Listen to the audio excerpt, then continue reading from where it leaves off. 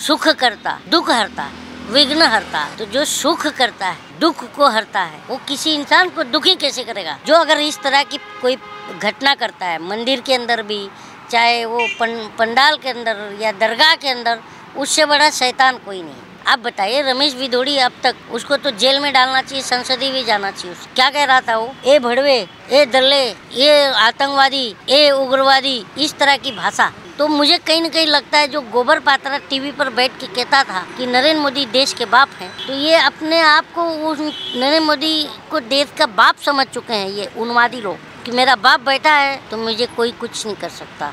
जितने चालाक हैं, इनकी चालाकी हम जनता 2024 में निकाल देंगे। हम ही तो वोटर हैं। कोई प्रधानमंत्री उड़ के आके नहीं बैठ जाता है।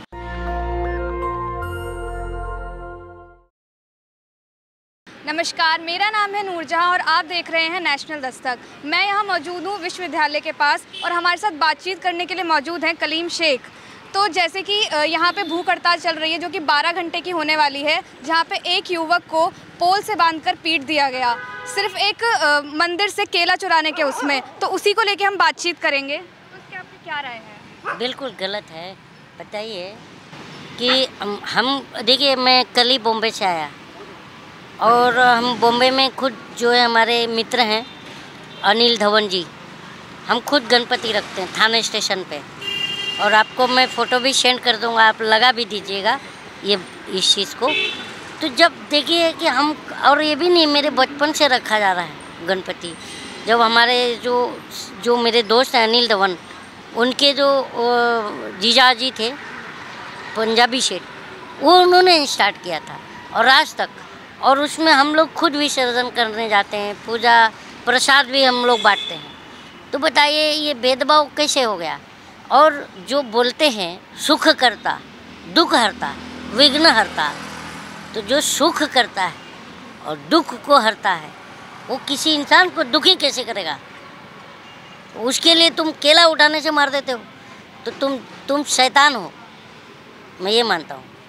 जैसे कि जो बहुजन समाज के लोग हैं वो अपने ही समाज के लोगों को मार रहे हैं, तो उस पर आपकी क्या? बहुजन समाज या बात नहीं है। जो अगर इस तरह की कोई घटना करता है मंदिर के अंदर भी, चाहे वो पंडाल के अंदर या दरगाह के अंदर, उससे बड़ा शैतान कोई नहीं, वो इंसान हो ही नहीं सकता है। तो आपको क्या लग रहा है ये सरकार द्वारा ये सब जो है जो कराया जा रहा है धर्म के ऊपर, जो भी बात हो रही है? बिल्कुल कराया जा रहा है, बिल्कुल कराया जा रहा है। आप बताइए, रमेश भिदोड़ी अब तक, उसको तो जेल में डालना चाहिए, संसदीय भी जाना चाहिए, उसकी जाना चाहिए, नहीं मानती है नहीं। हाँ। क्या कह रहा था वो? ए भड़वे, ए दल्ले, ये आतंकवादी, ए उग्रवादी, इस तरह की भाषा। एक सांसद, वो भी संसद में, लोकसभा स्पीकर के सामने, प्रधानमंत्री भी कोई एक्शन नहीं लिया, लोकसभा स्पीकर भी कोई एक्शन नहीं, सिर्फ क्या हुआ, भाषण को आपके संसदीय कार्य प्रणाली से काट दिया जा रहा है। तो ये सज़ा नहीं होती। तो ये सब चीज़ें देखिए क्या होता है, मनोबल बढ़ता है। तो मुझे कहीं न कहीं लगता है जो गोबर पात्रा टीवी पर बैठ के कहता था कि नरेंद्र मोदी देश के बाप हैं, तो ये अपने आप को नरेंद्र मोदी को देश का बाप समझ चुके हैं ये उन्मादी लोग, कि मेरा बाप बैठा है तो मुझे कोई कुछ नहीं कर सकता। तो जैसे रमेश भिदोड़ी, हाँ। वही चीज़। जैसे कि आप कह रहे हैं कि मोदी के होते हुए इन लोगों को कोई कुछ कह नहीं सकता। अगर कहना होता तो रमेश भिदोड़ी को, अभी मैंने पढ़ा कहीं पर, ध्यान नहीं आ रहा, कहीं का इंचार्ज बना दिया है। लेकिन रमेश भिदोड़ी ने तो संसद में एक मुसलमान, उसको अपमानजनक उससे टिप्पणी दी गई है। ये बताइए, रमेश भिदोड़ी ने जो कहा वो सही मानती हैं आप? नहीं। तो फिर कैसे आप सही बोल रही हैं, ये मैं जानना चाहता हूँ। तो बस मेरा यही है कि इस देश के अंदर जो है संविधान क्या कहता है, सबको राइट्स देता है। 25 से 28 आर्टिकल पढ़िएगा तो सबको धार्मिक आज़ादी है। धर्म के नाम पर कोई किसी को मार नहीं सकता। आप मार देते हो, नाम पूछकर मारते हो। पहलू खान से लेके रहबर खान से लेके नजफगढ़ का जुनेद से लेकर के नासिर जुनेद, जो वो ये मोनू मानेसर ने जो जिसका आरोपी है, तो कितने गिनाऊं मैं नाम? तो बताओ किसको तुमने सजा दिया है? तो मतलब आपको लग रहा है ये जो भूख हड़ताल की जा रही है एक बच्चे को न्याय दिलाने के लिए, इसमें इनको न्याय मिलेगा? एक बात बताइए मैडम, हम जनता के पास क्या अधिकार है, क्या हथियार है? आंदोलन, जब हमारे साथ नाइंसाफ़ी होती है हम सड़क पर आके बैठ के चिल्लाते हैं।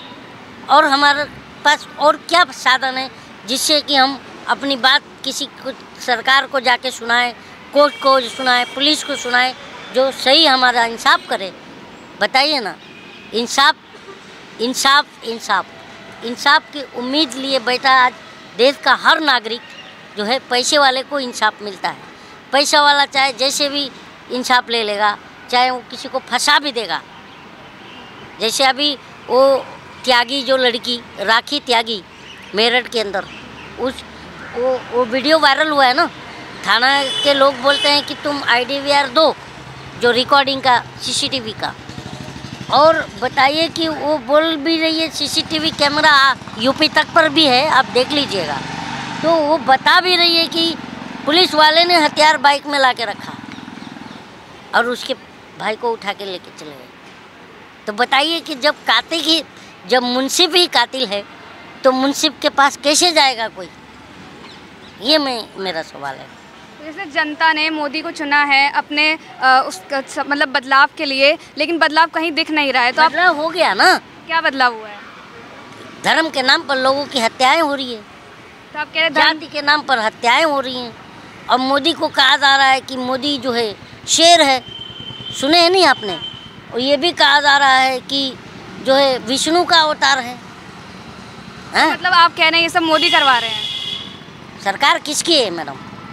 अच्छा, तो मैं एक काम करूँ, मैं बाइडन से सवाल करता हूँ, है ना?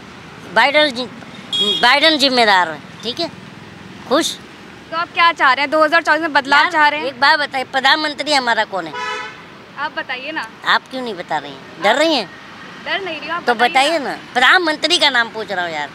सबको पता है वो तो। सबको पता है। हाँ। कौन है तो वही तो बता दीजिए जनता को, नहीं तो जनता समझेगी कि आप डर रही हो। सबको पता है कौन है। तो आप बताइए ना, मैं चाह रहा हूँ। मोदी जी है, मोदी जी है। मोदी जी है ना। हाँ। प्रधानमंत्री। हाँ। हमारे प्रधानमंत्री भी हैं, तो मैं सवाल किससे करूँगा?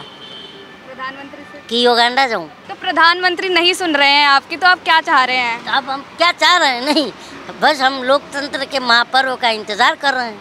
उसके बाद ये जूता हमारा वोट है, जूते से सुताई कर देंगे। तो बदलाव चाह रहे हैं? बदलाव। तो किसको चाह रहे हैं? 2024 कोई भी आएगा, लेकिन मोदी ना आए। आप भी आ जाओगे तो भी हमें दुख नहीं, आप डबल महंगाई भी कर दोगे तो भी हमें दुख नहीं है, क्योंकि हमें पता है कि आप महंगाई डबल करोगे तो हमें रोजगार तो पकड़ाओगे। पर सिलेंडर तो सस्ते हुए हैं, टमाटर सस्ते हुए हैं, मोदी ने ही तो करवाए हैं। अच्छा, मोदी ने सिलेंडर सब सस्ता कर दिया, 200 रुपये सस्ता करा है। Oh my God. अरे ये बताइए मैडम, 1150 किसने किया 400 से?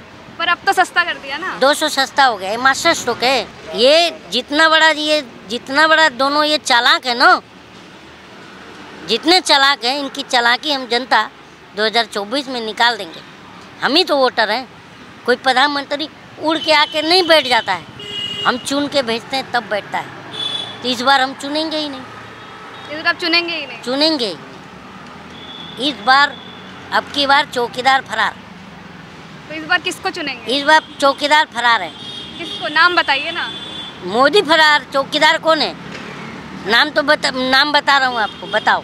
चौकीदार तो मोदी है, तो इस बार चौकीदार फरार। तो जैसा कि आप देख सकते हैं, यहाँ पे हमसे बातचीत करने के लिए जो मौजूद थे, उसी पे हमने बातचीत करी। तो वो चाह रहे हैं कि सरकार भी बदले, मोदी फरार हो जाए, और यही सब तमाम बातें वो बोल रहे हैं। तो इसी सब को जानने के लिए देखते रहिए नेशनल दस्तक। नेशनल दस्तक की आपसे गुजारिश है कि अगर इसको बचाना चाहते हैं तो नेशनल दस्तक को सब्सक्राइब करने के लिए रेड कलर के सब्सक्राइब बटन को दबाएं, फिर बेल आइकन की घंटी दबाएं। नेशनल दस्तक को बचाने के लिए बहुत जरूरी है कि हर खबर को शेयर करें, लाइक करें, कमेंट जरूर करें।